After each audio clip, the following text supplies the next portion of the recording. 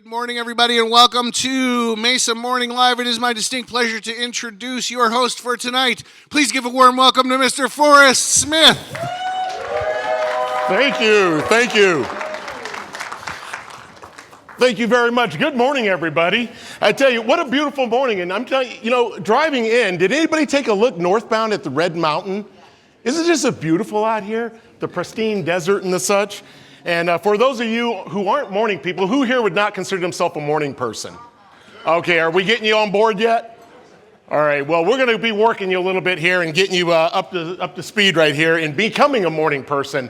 And yeah, that's going to be some work, I imagine. So anyway, welcome to Apache Wells Country Club. This is our host venue for today's great show. And as you guys know, we've been doing this for years. And I got to tell you, just personally, being a member of the Chamber of Commerce through the city of Mesa, as a former member of the fire department, these are these mornings that I really appreciate because this opportunity where Mesa goes from this large city to a smaller community of engagement and people who genuinely care about this beautiful and wonderful city. So it means a lot to me personally, and I believe you all may share in the thoughts of just getting together in these mornings and engaging and networking and just talking and catching up. So give yourselves a hand for being here too. All right, morning people, are we getting there? All right. Okay, so again, my name is Forrest Smith. I'm your host for today, and this is the December 2025 edition of Mesa Morning Live. And now let's give a big hand to Scott Haar and Farrah MacArthur for their musical additions to this morning. Good morning, Admiral. Thank you very much. So, okay, it's an inside joke here. We're talking about titles and stuff, and you wanted to know what they called me, so we'll be going back and forth in those right there. So what did you guys think about breakfast this morning? Right? Okay, I tell you what, they say it's the most important meal in the morning, and so we would have to say that this is probably the most important part of the day being here. And anyway, I had a joke lined up, Bob, but it's not going to fit in well here, so... a joke that I had, so we're just going to go ahead and move on because you're supposed to insert a joke right here, okay? All right. So again, big thanks to Apache Wells for providing breakfast today, and also big thank you to Jeff Bayer of Bayer Media Group for being the event photographer today. Jeff, where are you at over there? There you are. All right. Be sure to say cheese when you see him round and about. And also, our breakfast this morning is sponsored by Media Now Interactive. Thank you for Jennifer Berry and her team. Jennifer, where are you? All right. Hey, Jennifer, good to see you. And the team is all with you? Okay, you're the team. Right on. It's a team of one, ladies and gentlemen. And that's the epitome of small business that's growing here in the city of Mesa. It's good to see you. Okay. All right. What do you say we get on with our show? Is this the part where you guys are going to just jump in every now and then, right, Farrah? You know, we're going to be the Paul Schaefer to your David Letterman, sir. Okay, that's awesome, right there. Okay. And Rudolph the red-nosed reindeer had a very shiny nose, and if you ever saw it, you would even say it glows. All of the other reindeer used to laugh and call him names. They never let poor Rudolph join in any reindeer games. Then one foggy Christmas Eve, Santa came to say, Rudolph, with your nose so bright, won't you guide my sleigh tonight? Then how the reindeer loved him, and they shouted out with glee, Rudolph the red-nosed reindeer, you'll go down in history. all right. That is awesome. Well, we're looking more towards getting more of that from you guys later, okay? So anyway, our episode today is sponsored by the Salt River Project, a longtime supporter of Mesa Morning Live and the Chamber at large. Salt River Project has delivered low-cost, reliable power and water to Arizona for over 100 years. Now, please join me in welcoming our guest today, Senior Director of Resource Management, Angie Bond Simpson. Angie. The Clicky-Maka is the thing to say on a bright Hawaiian Christmas day. That's the island green that we send to you on the land where palm trees sway. Okay, do you get a walk-in song at work? Can you imagine No, that? I've requested it, but nobody has landed it for me. Okay, yet. So now there's hoping. Okay, you guys hire out if you have somebody who needs walk-in music. To Everything's come in to work. negotiable, Admiral. Okay, right on. All right, Angie. So let's get started here. Tell us a little bit about yourself. Yeah, I'd be happy to. Well, it's a pleasure to be here today. As Forrest mentioned, Angie Bond-Simpson. I'm the Senior Director of Resource Management at SRP. And really what that means is I help to plan the future power system for customer demand. It's an incredible responsibility, and I'm super happy to do it. I am also a registered geologist, and what that means is I enjoy the natural beauty and landscape of Arizona and really have an appreciation. So as the power system is growing, really making sure that we're able to integrate that infrastructure within that natural landscape. Oh, how about that? Okay. So now for viewers who are not familiar, can you give us a quick overview of SRP and the role it plays here in Arizona? Because, when you first move here or be here, you see SRP everywhere. That's right. We have a very healthy presence in the community. So SRP has been serving the Valley for over 100 years with reliable, affordable, and increasingly sustainable water and power. And that's for families, for businesses, for industry, really thinking about how those communities can thrive. So if you look around the Valley today, you can see that historic leadership that helped us get to where we are today, having electric service and water service to each and every home. But that doesn't stop historically, and it's not just backward looking. It's really thinking about what those future demands are and making sure we're successful in providing that reliable and affordable power far out into the future. Okay, and there's been a phrase that's popped up. It talks about SRP's integrated system plan. Okay, now how does that help shape the future of power generation and transmission here in Arizona? Sure. So the integrated system plan is what I would call a roadmap to infrastructure for the power system of the future. And what that was is a culmination of 2 years of work with the community and robust analysis. And it really helped us come to this terms that we were going to have to double the power system in just 10 years. Now that's a phenomenal pace. We have about 45 different generating units, about 10,000 megawatts of generating capacity. That's been built over the last century. And so to be able to double, if not triple the power system in just a tenth of that time is a really phenomenal pace. So that ISP, or integrated system plan, really provided what it is that we need to do. We need to build transmission infrastructure. We need to have a diverse generation portfolio of solar, of additional storage, and of additional flexible natural gas. Okay, so that kind of aligns with the whole concept that we all know that the Valley's growing. Arizona's growing, but especially here in the Valley. What projects are coming up to help meet those demands or anticipated demands? Yeah, we have an exceptionally large pipeline of construction and infrastructure projects, and we need every bit of that. A couple of the projects that I'll point out, one of the biggest ones is our pump storage project that's located on the Salt River system. That's really designed to have long duration storage to absorb cheap or abundant energy during the solar hours and shift it to overnight. And so that can help us maintain reliability in those hot summer nights. We also have 3 projects right here in Mesa that are aimed at battery storage and really being able to harness that energy and shift it to peak times when we'd otherwise have more expensive resources operating. And that really helps to keep money in SRP customers' wallets, right, to be able to maintain that affordability and reliability.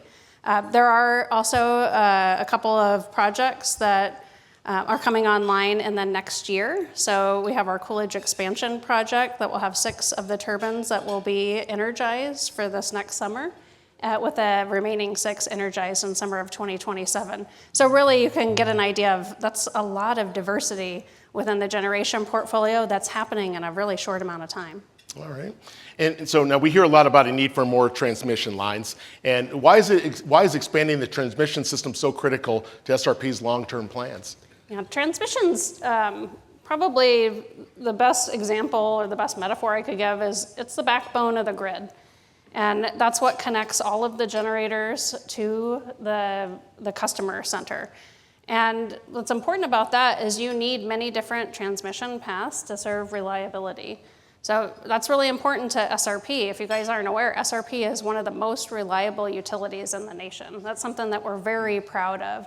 And I think that helps a lot of businesses. I think that helps a lot of our families and our communities really thrive. Yeah, and I tell you, now, if we look at the economic impact, the local economy here, what kind of benefits would you say this infrastructure investment brings to our local economy, not necessarily just for the SRP customer, but again, the economy at large? Sure.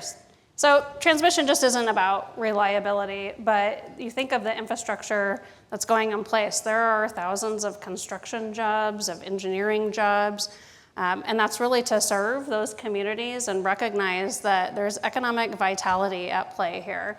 So if you can show that you have a strong area for workforce, you're connected to a very robust grid, that's a competitive advantage for the marketplace here, not just regionally, but nationally or globally as well. Okay, and as customers, what role does myself and Mike play in the grid's evolution, and everybody else here?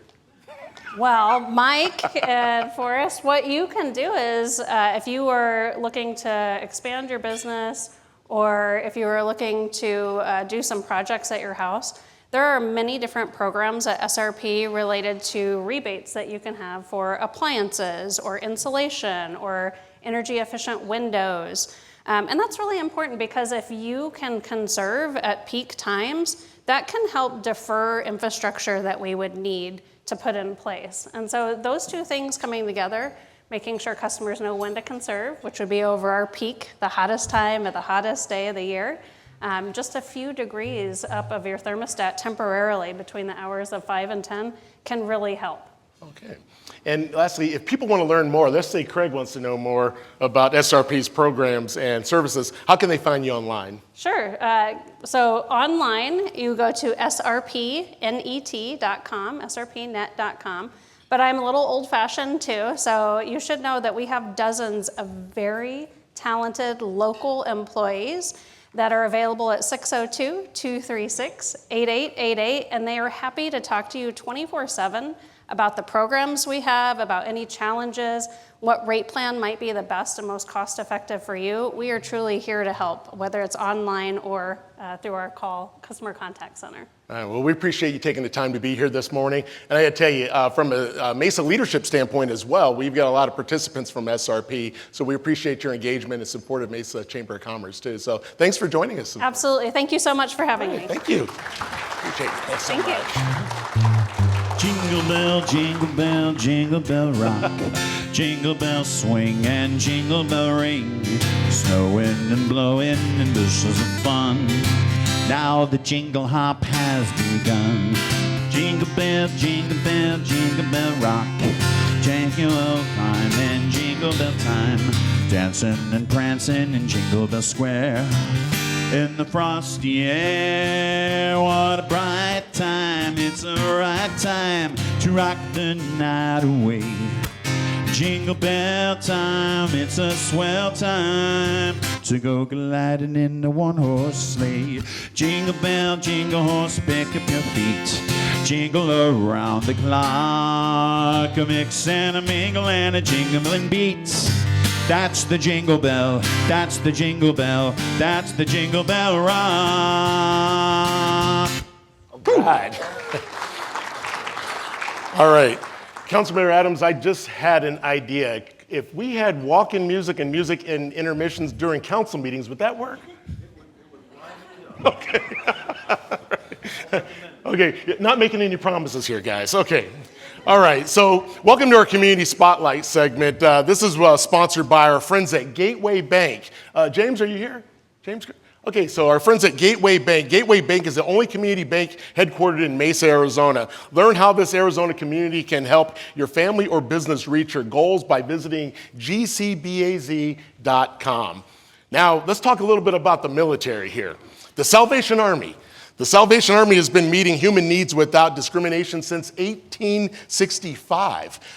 From their iconic annual Red Kettle campaign to their wide variety of available programs that serve local communities, they're dedicated to serving our community and our neighbors who are in need. Now, please join me in welcoming to stage Captain John Burks.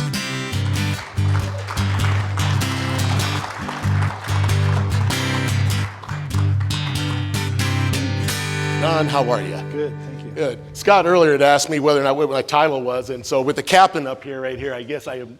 Captain, Admiral. Okay. Which one's higher? I'm just kidding. Okay, yeah, that one fell flat. Oh, so anyway. Okay, John, welcome aboard. We're good to see you. Thanks so much. Now, before we dive into the work that Salvation Army does, tell us a little bit about yourself and where you're originally from and what brought you into this line of service. Well, I always say, where are you from? That question is a loaded one because I originally was born in Kennewick, Washington. My parents were Salvation Army officers as well. And so we moved about every 3 years. And so we just moved in the Western Territory of the Salvation Army, probably about 5 or 6 other locations. So I've lived, California, Hawaii, New Mexico, Washington, and Montana. So, wow. yeah. And I just want to put a pin in that. You said your parents were both also involved? Yes, absolutely. Okay. Yeah, I'm a 5th generation Salvation. How about that? Wow. Yeah. Wow. 5 generations, yeah. That's awesome. Blessing. Yeah. Okay, and so now a fun fact here we're going to toss in here is that apparently you have a specific talent. I'm how should I say, renewing that talent. Okay. As a kid, I played the cornet, and I played it in high school and through the Salvation Army and the band in Sacramento Citadel Corps as a child. And now I'm replaying the cornet, which some people are like, what is a cornet? Well, a cornet is a smaller trumpet. It's not as loud as a trumpet, but it has a little bit better tone and sound. Okay. So, yeah. Now, if they Google you or look you up on YouTube, will they find any videos of you playing? Oh, I hope There's not. always something out there. Always something out there. I'm still relearning. So. Okay. So for viewers who are not familiar with the Salvation Army's roots, can you give us a quick history lesson? 1865. Yeah, you got about a couple days, or? Oh, we've got about 5 days, right? Okay. I mean, we're going to camp in here and be fed dinner too. So in 1865, William and Catherine Booth came out of the Methodist Church, and they started serving those most in need in the community. And from there, it just went global very quickly within 30 years. And so even to the United States, and just expanded quickly here in the United States as well. And so now we're in over, I think it's 136 countries around the world. Yeah. So we just do what we can, where we're at. Okay. Yeah. And what's the core mission that's sort of been carried? Is it the original core mission from 1865, or has it altered a bit? So we have a mission statement, but in a nutshell, we do our best to help those most in need without discrimination, and with a focus. And the reason is focusing on how God has blessed us so much. Yeah, so just share the love of God. Okay. Yeah. All right.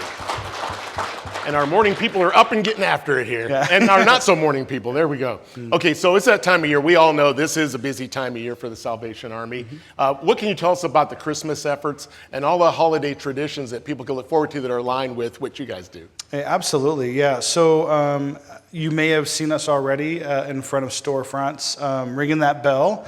I'm hoping Silver Bells is coming up pretty soon. That would have been my walk-in, Silver Bells. But we're just doing our best to raise funds for the whole, not only just for the Christmas season, but also throughout the year. And so it's not just the effort of that. So that's how we generate funds. One way we generate funds. But what we do with those funds is we have a senior meal that happens at our location at 241 East 6th Street. So we have a senior, it's called Silver Angels, and so they're going to be not this Wednesday, but next Wednesday. We're going to be giving out gifts for seniors through that program. We also have our Angel Tree program, which if you've been to Superstitious Springs Mall, they're set up there. Most Walmarts, they have tags there to purchase toys. We are geared up for 500 families this year. And then we also we did a Thanksgiving food box and a meal at the location. So there's a lot of different things that kind of happen. And but throughout the year, we have all kinds of different programs that happen. So yeah, it's just a blessing to be a part of it. Right, and I tell you that the dinner that you guys host is really cool because when you get to see everybody come together, different parts of the community come together, and see the support that you have out there, it must mean a lot to the organization, huh? Well, it's a blessing to see people come in and receive a meal that they need, but it's also a blessing to see just the community, the outpouring of the community that want to come and be a part of that and want to help. It's so uplifting in my heart. So yeah. So let's look back over the past year. What's the biggest or most biggest program you had that gave you most pride, I should say? What program gave you? Well, I'll be honest with you. I've been here for a month and probably 40 days. So looking the past year is probably a little difficult for me. But one thing, both myself and my wife, Captain Misty Burks, really enjoyed is going into the senior meals and meeting the seniors that are actually receiving these meals. Just really great people. They are, need help in that way, but it's a way for them to, I think more importantly than just the food, it's important for them to be able to go and have fellowship with other people. And I think as we look at individuals that could be isolated, coming to a location where they can just build relationships with others is just amazing to me. That's awesome. Hey, wait, did you guys catch what he just said? You just slipped something in right there. You said your wife who's a captain.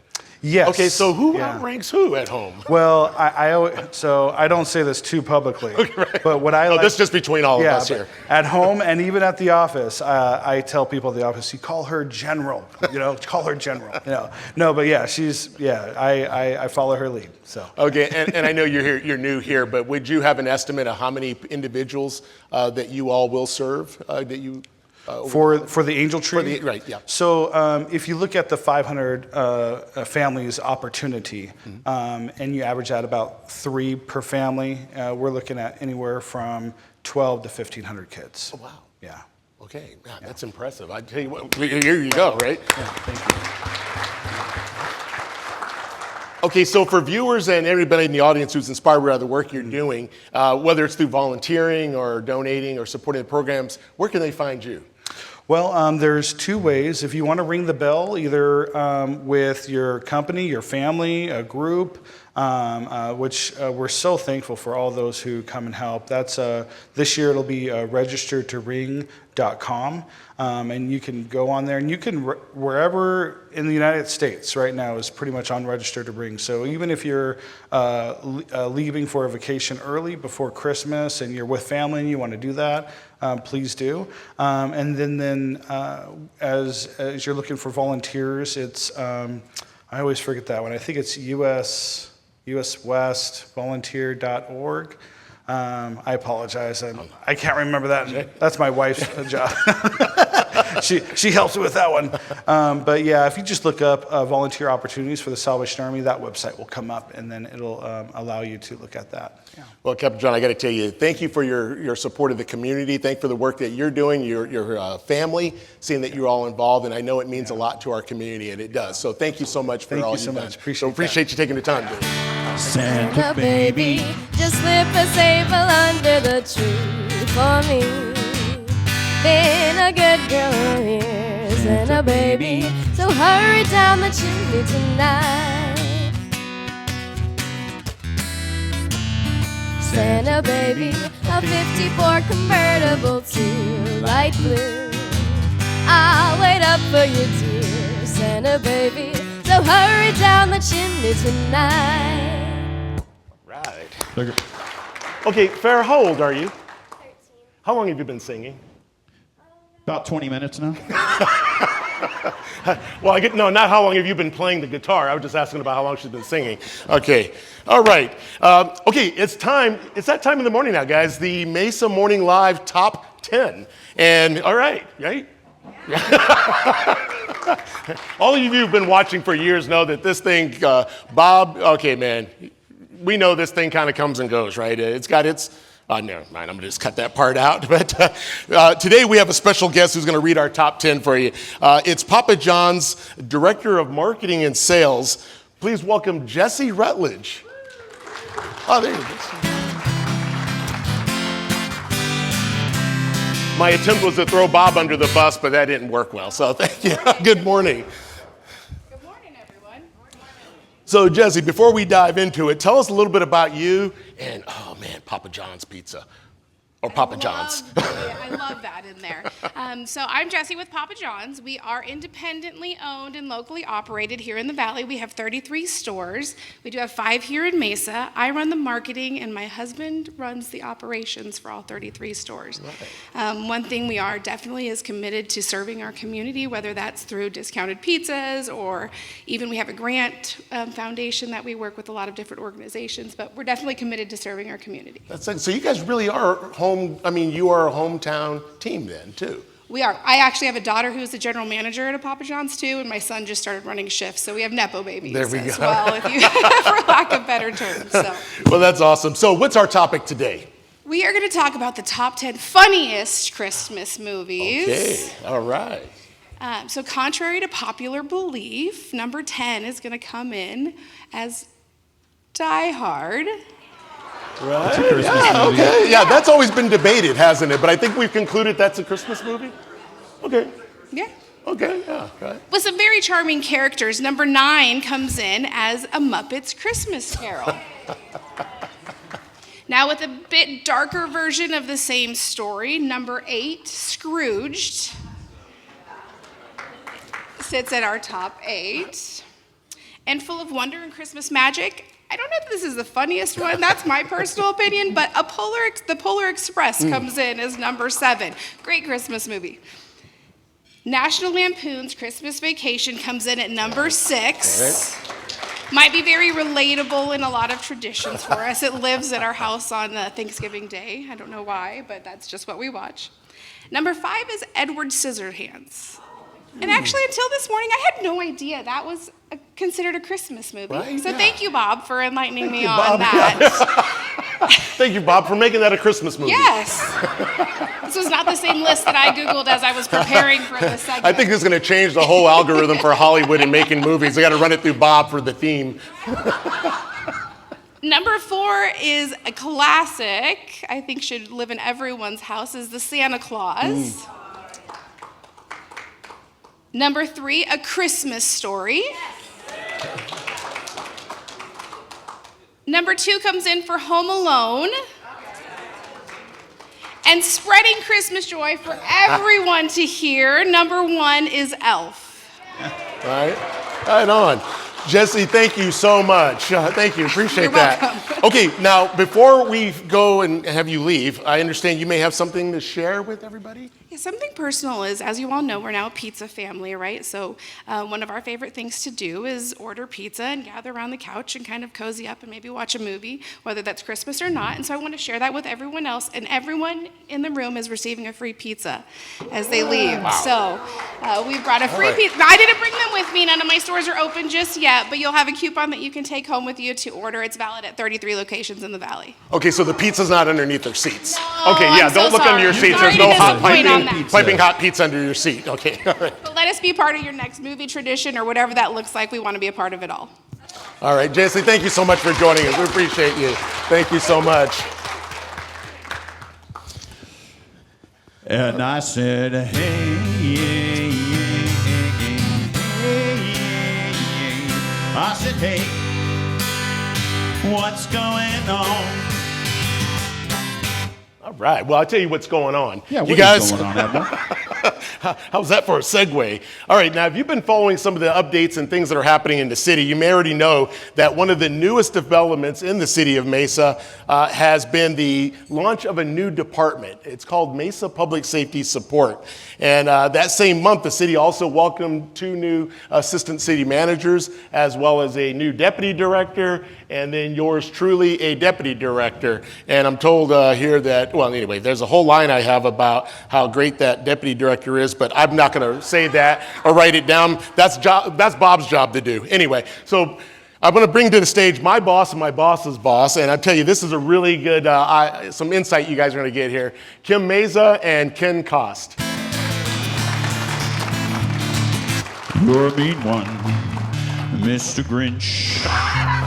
You really are. Ken, that was not lined up for you. You're as cuddly as a cactus. You're as charming as an eel, Mr. Grinch. Not these people, the Grinch. Okay. So, Assistant City Manager Ken Costa and Director Kim Mesa. You guys, good morning again. That walk-up music was probably for me. I was like, dude, do me a solid. Hook me up with something good here. You're welcome. Hey, you guys, thank you very much for taking the time this morning. We appreciate seeing you. And let's just dive into it here about public safety in Mesa, which I got to tell you, you guys have been around the country. And Mesa, to me, from what I've seen in my experience, has got the top public safety in the country. I'm not biased either. A little bit, but it's true, guys. And so when we start talking a little bit, you're going to get a little bit more insight on what the city's doing to create efficient services. And so let's get started. Kim, tell us about your new role in Public Safety Support Department, and what are some of the key benefits to the community, and what our first responders gain from having this new department in place? Sure. Good morning. Thank you for having me. So I am the director of our new department, Public Safety Support. I actually started in the city of Mesa 25 years ago, a little over 25 years ago, in our forensic services laboratory as a forensic scientist. And I did body fluid identification, DNA analysis, and blood spatter interpretation. So I went out to major crime scenes and help interpret some of the events that occurred. From there, I actually became did that work for about 8 years, then became the supervisor of our biology unit. Did that for 4 years before I became the lab director and oversaw our forensics laboratory.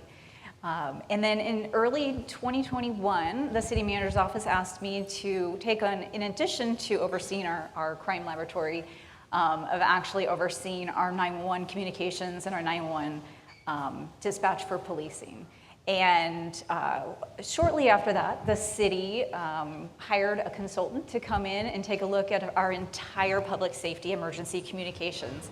And through that became the creation of our new department, Public Safety Support. So we exist to, which has our forensic services laboratory. It actually has our 911 communications center, and then it has several behind the scenes support systems for our emergency communications. And so we're really created to be an overall public safety support to help our entities become more integrated, more efficient, and more responsive. And so one of the ways that we can do that and we can help our public safety system is actually moving towards a universal call-taking model. So what that means is that we will have a single call taker. When an individual calls 911, they'll talk to one person who's going to gather information regardless of the type of response that they need, so police, fire, and medical.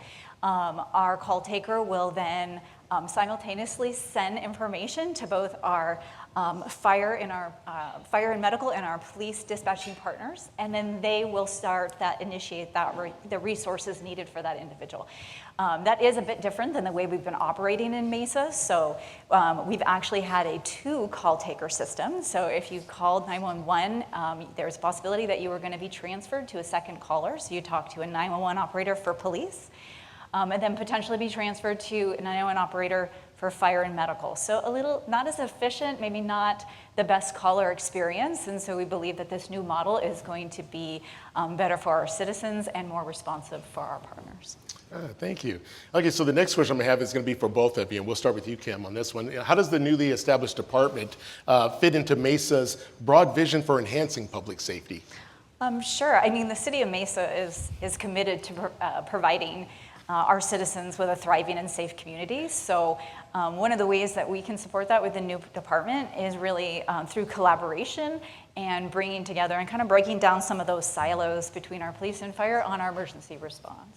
Right. And as you longtime viewers and members of the audience know, last time Ken and I were on the stage, we were completely different roles, me on the fire side and Ken on the police side. And so it's really cool to get different perspectives in how this department's work. Ken, how would you respond to that as far as the enhancements there for public safety? Well, good morning, everybody. This is great. This is how the city of Mesa operates. You know, a lot of people don't realize that the true first responders are our 911 operators. That when you have had your worst day and something goes wrong and you need help, and you pick up 911, the people on the other end of the phone are there before police, before fire, before a truck comes, before a police car comes, and it's critical that we support them. They are the true first responders. We say that all the time. So in order to have that, Forrest, I think the most important thing is you've got to have the support from the community. And so the community does support us in that, and city management and our council, because you have to have the resources to do that. So even as early as last year, the city went out for a vote for a public safety bond, and when you all go out for those public safety bonds and you do click yes on that ballot, you are supporting these type of initiatives that make it even more efficient for our men and women to get there faster, because seconds matter when you're talking about life and death. And so that's what I see is just this tremendous commitment from our community first. Then you have our elected officials who represent the community, and then you have city management that have the ability to go out and change the way that we've done things. City of Mesa has always been progressive, and so this is a progressive step that will make us the leaders in public safety as we are now, and then have people follow our lead. So this is a really exciting time for that, and we really truly believe it will save even more lives than what we're doing right now. Right. And so, Kim, with that support that Ken's bringing up there too, what upgrades are we going to be looking at here? What are some of the new technologies going to be integrated, and how will they improve our responses? Sure. So about a year ago, our 911 centers actually went through an upgrade to what's called Next Generation 911. This added new capabilities to our city. So not only can an individual call us for 911, but they can also text to 911. We have the capabilities, the system allows the capabilities to being able to accept photos and videos. It added enhanced mapping, so instead of just a location, if you will, on an XY axis, we actually have the capability of going up and saying what floor an individual is located in a building.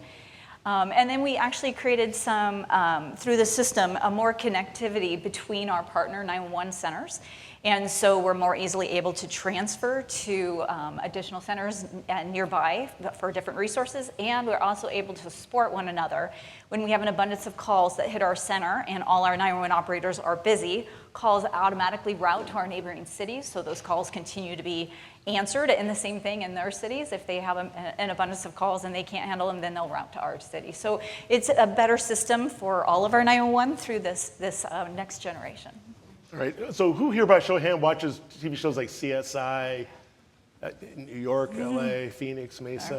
Right? So, okay, because these guys are the real deal. I had a chance to tour the place, and again, once I had a chance to tour the place, and I'm telling you, the professionals, the purposeful passion that comes out of there is amazing. And the opportunities you start thinking about, what about some of our kids, and are there opportunities for them to pursue some of these careers?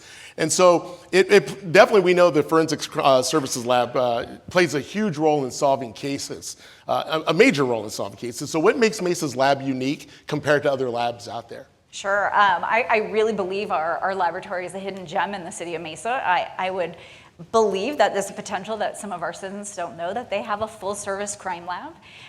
There's huge benefits to having a laboratory such as us. So we in a city get to determine the kind of response that we give. So we have highly trained crime scene specialists who actually go out to all crime types, property crimes, persons crimes, collect evidence. And that's then sent into the laboratory. Our trained analysts will process that. One of the things we learned very early on, and we are very passionate about in our laboratory, is understanding that providing timely forensic service actually makes a huge impact to investigations. So the quicker we can get to that evidence, meaning it's not sitting on a shelf, it's not backlogged, the sooner we can get that information, we can help provide maybe guidance information that the officers, detectives can take and further those investigations. So we look to really ensure that we're efficient, very timely, and that we can provide these full services. In addition, our laboratory also in 2012 became a regional laboratory, so we started assisting the town of Gilbert, the city of Tempe, and the town of Queen Creek. And those also really enhanced our capabilities, increased our ability to handle high demands, stabilized our labs, and then we also believe that it impacts the citizens of Mesa by, again, providing that timely analysis to our neighboring cities so that if crime is affected there, and hopefully will keep crime down in Mesa as well. Well, and for our audience, so they can get both your perspectives on this, as the department continues to develop, what future innovations, and I know you touched on this a little bit too, but what future innovations or improvements are you each both excited about as far as strengthening our public safety here in Mesa? So Kim? Sure. I mean, both of these areas are amazing for innovation and technology. A crime lab is continually changing and with new technology, but in our crime lab, just some of the things that are making our jobs more efficient and easier. We have better software and capabilities of being able to interpret DNA mixtures, which is a very complex process. We have new 3D technology for our firearms examiners to be able to do their comparative work. In 911, this is where a lot of the new capabilities are coming in. But we have smart transcription. We actually have, and are looking towards bringing some AI software that actually does some monitoring, stress monitoring of our staff while they're doing their work, giving us some capabilities for wellness to help reduce burnout. And then one of the ones I'm very excited about is training simulators that actually will create real-world training examples and emergency response for our trainees so that they can practice in a very safe, confined environment before they actually go out and actually handle those calls for the first time. And I think like a lot of the industries that you all work in, it's not necessarily looking to replace people, it's how do we use it as a tool, right? AI Absolutely, yes. Be more efficient, help our folks train, and then again, just help us provide them a good work environment. Right. Now, Ken, from your perspective, from that leadership perspective, how do you see this? Yeah, well, Kim's knocked it out of the park. I mean, she's talked about a lot of the technology, and seriously, they should make a CSI Mesa because this crime lab I would put up against anybody in the country. Mm-hmm. Sounds like we're bragging, but it's true. A lot of this technology, whether AI, that can help a lot, even administratively behind the scenes. So you think about when you do like cold case file work in the police department, when you have a detective that has to go through thousands and thousands of pages. Imagine AI being able to summarize hundreds and hundreds of hours of work that detective would have to do into a summary that would bring closure to our victims out there on cold cases. And don't think of cold cases just as homicide or some of these TV shows. Think of it like sexual assaults, domestic violence cases, things that haven't reached the statute of limitations that can really be solved using AI technology. And then on the tactical side of things for us, what's really exciting is we're using technology more to keep officers and our firefighters from having to enter dangerous places that they may not have to enter that they've done in the past. Now, whether it's working a fire call or working a tactical call on the tactical end, sending mini drones and things that have thermal imaging, and to be able to send those type of things in there instead of sending the officers and the firefighters into dangerous situations, to give them a real-time look of the dangers that they're facing is a huge game changer in public safety. So we're just super excited to see that and kind of build upon that. And our real-time crime center, again, is one of the best in the country, and that was supported by our community as well. And we're continuing to see literally murders being solved within minutes of them happening, where most of the time they wouldn't be solved at all. And we're able to take a dangerous criminal off the street and bring closure to those families. I tell you what, I thought I heard something. Yeah, let's do it, right? So Ken, community trust is central to public safety. We all know that. What steps does the city taken to strengthen transparency, communications, and engagement with the residents? Yeah, I think it's crucial. We talked about it's your tax money, right? Like, we're all taxpayers in this room, and so you should know exactly where your tax dollars are going and what they're going for. So when we bring these processes up, even building the new building that we have that was voted on with a bond, we're bringing our community into the process as we go along that very long process, which takes years to do. As we go through that, we talk to the community about what would you like to see from this building that's going to be part of the community, and not just the aesthetics from the outside, but what is your expectation as far as service back to the community. So you have to have that dialogue and inclusive, and not just push things out to the community with policies and not have that involvement. So we have tons of boards and committees on literally everything that's built in the city of Mesa, all the programs, the policies to do that. And I think that's how you bring the community into that, and make sure that it's not just the city saying this is what's going to happen. It's working with our community and our elected officials to come up with some solid ideas from our community. All right. And a question for both of you too. Looking ahead, what emergency, excuse me, what emerging challenges or opportunities do you see for Mesa in the public safety arena, and how is the city positioned itself to meet them? That's my one gotcha question. Yeah. Okay. Right. Right.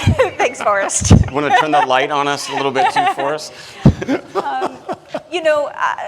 I would say one of the challenges that we're faced with, it's kind of a nationwide challenge when it comes to emergency communication centers, and it's actually our staffing.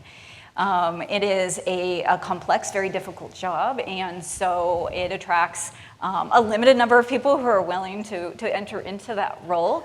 Once you get in and train, it's also emotionally taxing as well as just challenging to be so quickly responsive in a situation that it can be, like Ken said, life and death, right? Within minutes and seconds, we need to be responsive and make sure that we're making good decisions.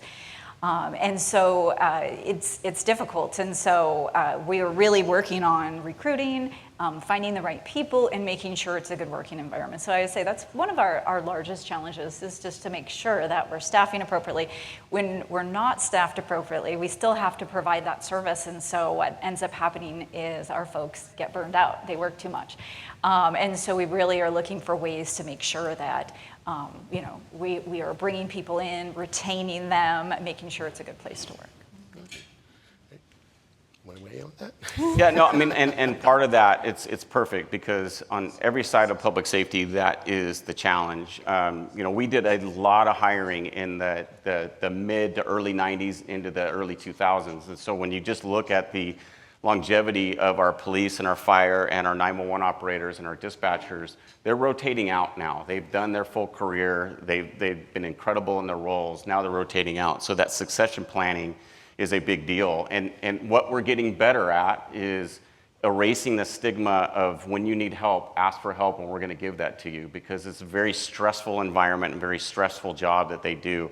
So what I see is the next iteration, and what we're seeing grow as far as investment into resources is into our people. Not that we're not investing now, but how do we literally design the workspaces to deal with the mental health of our men and women that are in all these positions. So I think that's what you'll see improve even over the next 5, 10, 15 years, which is great. All right. Okay.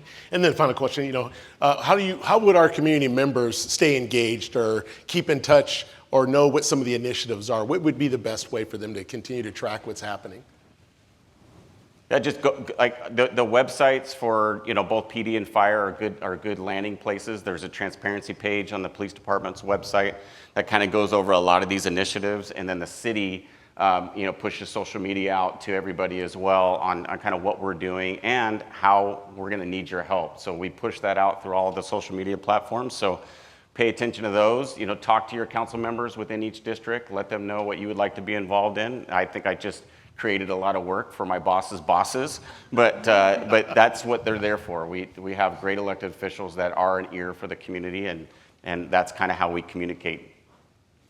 Okay, and I got to tell you, this audience is primed for it, because the fact that you guys are here this morning, you're engaged in the chamber, taking advantage of your memberships and doing those things, this really means a lot to us having you here, because as you know, the more informed you are, it helps us make better decisions, right? So we appreciate you all again being here. And Ken, Kim, thank you so much for the insight. Thanks for taking the time this morning. Thanks.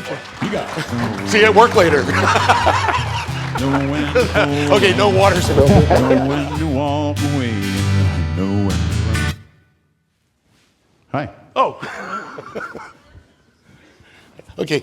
It was funny because I mentally wasn't prepared for that quick cutoff right there. So what did you just play? I was gambling. Sorry. All right. So what a way to start the morning, y'all. Thank you very much. So first of all, let's start going back to thank Angie Bond Simpson from Salt River Project. Thank you very much for being here. Also, Captain John from the Salvation Army Mesa Corps for being our community spotlight guest, and to Gateway Bank for sponsoring that segment. And also, thank you to Jesse Rutledge from Papa John's. Enjoy your pizza for our top 10. And Scott and Farrah, thank you very much. Good job. Thank you very much. Appreciate you guys. And, for your performance here, you did pretty good there. What do you say, guys? You guys want to hear some more, maybe? All right, well, let me thank everybody first, and then you can play us out. All right. Cart before the horse.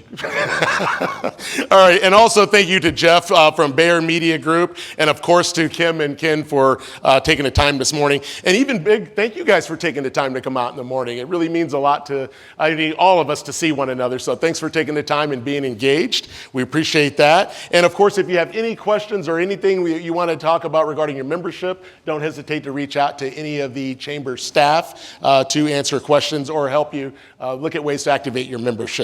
And also, stay tuned for our announcement later for the February 2026 show and what guests we'll have. So continue to monitor the newsletters that come out from the Chamber of Commerce to see what we have in store. And if you're not on that email list, be sure to talk to a staff member as well as continue to follow the Chamber of Commerce on social media.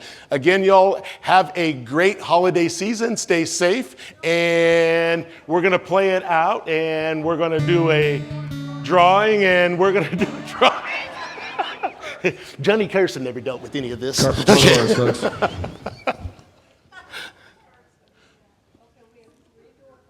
We have 3 door prizes. We're going to draw 3 cards. We're going to draw 3 cards, okay? All right. You want Farrah to draw for you? Okay. Oh, yeah. There you are. Nobody can. Oh, you draw. Just draw 1 card. Yeah, draw a card. Go for it. Mike Grant. Mike Grant, ladies and gentlemen. Mike Grant. You're a winner. Mike?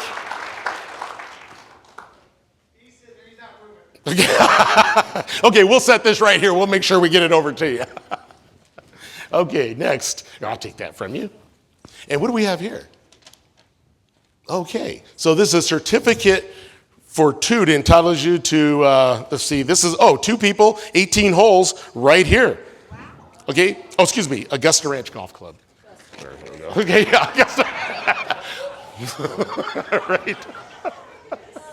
Wow, can you imagine? We don't talk about that golf club. That's right. Did you get the right one? Stacy Sutherland. Stacy Sutherland. All right, Stacy. Congratulations. Okay, and our third final one, we have a basket. Okay, and is this sponsored by? Rayon Financial. Okay.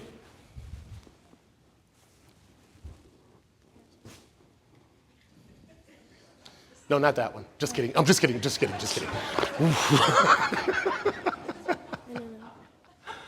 Kishelle Wilson, SRP. Kishelle, all right. Congratulations. Okay. One more. Oh, Southwest. Southwest Airlines. Okay, tickets. Oh, this is cool. On behalf of Teresa?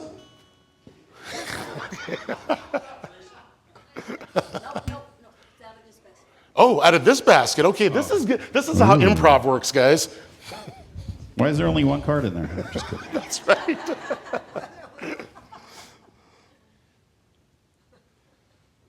Jarrett Carlson. Jarrett Carlson. Jared, all right, Jared, okay. Congratulations. Okay, that is all we know of for now. No, just kidding. All right, guys, thank you very much again. Have a great week.